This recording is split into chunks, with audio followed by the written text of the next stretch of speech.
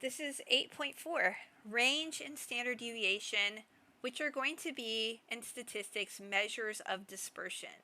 Dispersion means how spread out the data is. Before we get started on this, please make sure you have a calculator. You will need one immensely for this. If you don't have one at home, you can Google Desmos Scientific, and that will give you the tools to be able to find both the range and the standard deviation. So we're going to start off first by finding the range. So what you're going to do is you're going to take the greatest data value and subtract the lowest data value from it. So the range is high minus low. So this one's not so bad. This will tell you basically how spread out the data is. So if we look at the first one, it says find the range for the data set 14, 8, 11, 10, 12, and 10. Okay, so 8 is my lowest value. And if I look through this, 14 is my highest. So if I do high minus low, I will have 14 less 8, which gives me 6. Okay, so let's look at this next one. Find the range of the data set, 14, 8, 11, 10, 12, and 58. So my lowest score in this one is 8 still, but my highest score is going to be 58. So 58 less 8 will give me 50. So you can see between these two that all the data values are pretty close with the first one, but in the second one I have this outlier of 58. So the 58, that outlier, really affected my range. So it made it much, much higher. So the answer down here, how does an outlier impact the range? Well, it will make the range wider. Okay? So let's look at this last example. Find the range for the data set 1,140, 1,180, 1,110, 1,110, 1,120, and 1,150. So again, we need the lowest value and we need the highest value. So the lowest value in this data set is going to be 1,100.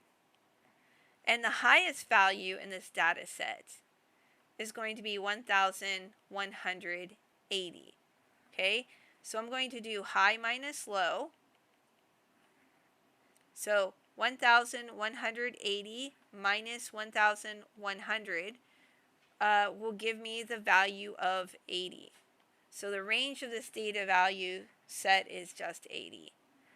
Okay, does the range tell us anything about specific data values? The answer is no. It just tells you how spread out the data is. Okay? All right. So I'm going to introduce you to the standard deviation formula, and then I'm going to tell you how to compute it, and then we will actually do an example in the next video. So standard deviation tells us how far is the data value from the mean. What is the average distance? The formula, S equals, then we need a giant square root sign. So draw a big one.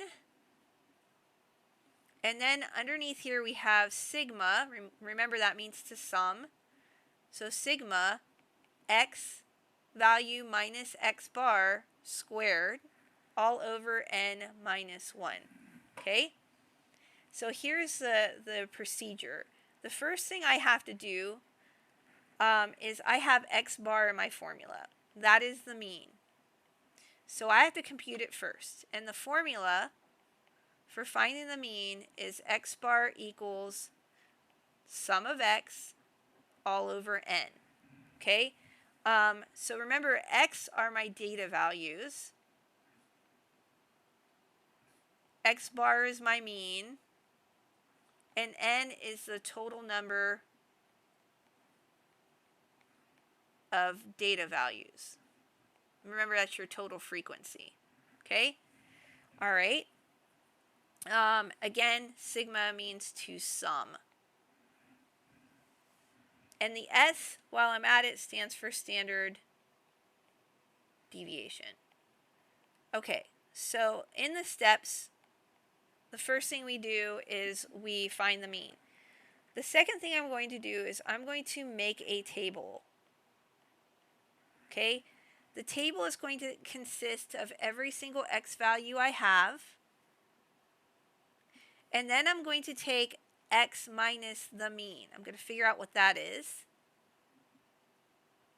Then my next step is to take that value, whatever I found in the second column, and I'm going to square it.